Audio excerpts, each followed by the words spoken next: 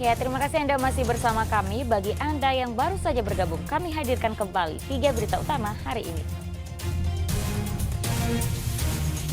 Kebakaran hebat yang melanda tempat pembuangan akhir Sarimukti di Bandung Barat timbulkan polusi udara.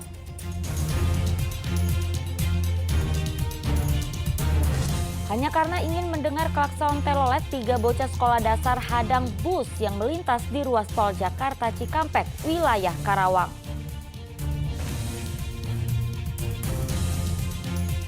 Aksi koboi menodongkan sebilah golok kepada penjaga warung kelontong terjadi di kawasan Cigadung, Kota Bandung.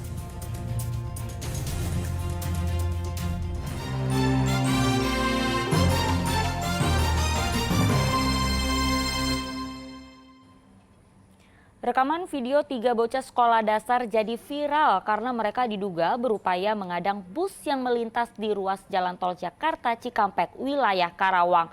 Mereka mengadang bus agar supir bus memainkan klakson telolet untuk direkam.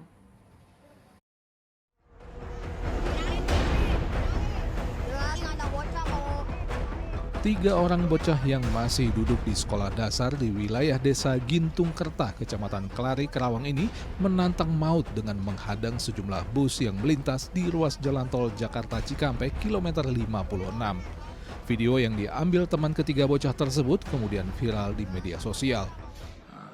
Tujuannya untuk sensasi mencari bis. Setiap bis yang lewat untuk membunyikan klakson telolet. Dengan harapan bis yang lewat itu membunyikan klakson telolet yang nantinya oleh mereka akan direkam dan akan diviralkan. Berdasarkan rekaman video tersebut, anggota Polsek Kelari kemudian mendatangi orang tua ketiga bocah tersebut dan memberikan pengertian kepada anak-anak agar tidak mengulangi lagi perbuatannya yang membahayakan. Kita kumpulkan seluruhnya untuk kita lakukan pengertian dan pembinaan agar mereka tidak melakukan lagi perbuatannya karena membahayakan kepada pengguna jalan yang lain maupun kepada dirinya. Orang tua ketiga bocah juga telah menandatangani surat pernyataan bahwa menjamin anak mereka tidak akan mengulangi tindakan berbahaya tersebut. Syamsul Nursyah melaporkan dari Karawang. Kemarau panjang menyebabkan sebagian warga di Kabupaten Sukabumi kesulitan mendapatkan air bersih. Warga kini bergantung pada bantuan air bersih yang disalurkan oleh Palang Merah Indonesia.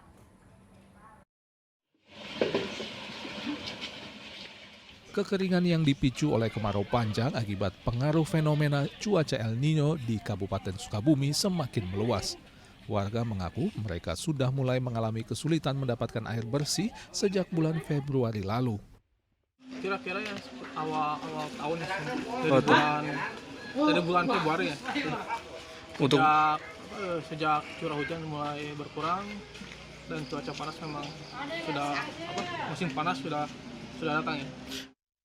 Awalnya ada 4 kecamatan yang mengalami krisis air bersih, yaitu Kecamatan Cisaat, Cicantaian, Cicurug, dan Geger Bitung.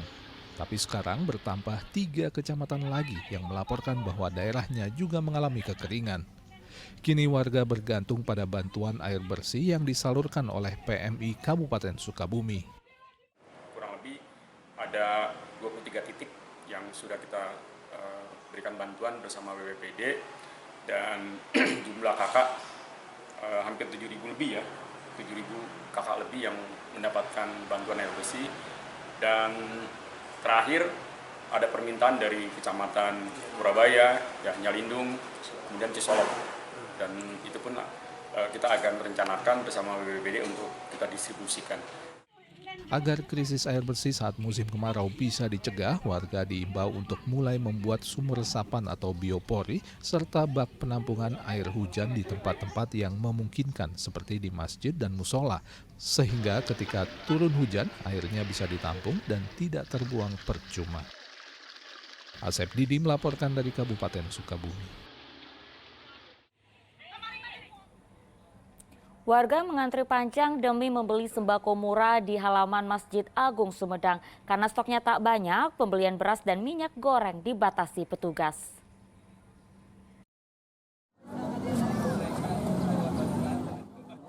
Halaman parkir Masjid Agung Sumedang sudah ramai sejak Selasa pagi. Bukan untuk beribadah, warga ini datang untuk membeli sembako murah. Harga kebutuhan pokok dijual murah. Beras medium dijual Rp45.000 per 5 kg. Minyak goreng kita Rp13.500 per kilogram. Gula pasir Rp13.700 per kilogram. Lalu terigu Rp10.000 per kilogram. Begitupun harga daging ayam dan telur ayam dijual Rp27.000 per kilogram. Selain untuk menekan inflasi, pasar sembako murah untuk membantu warga memenuhi kebutuhan pokok di tengah tingginya harga. Dalam rangka pengendalian inflasi daerah sebenarnya.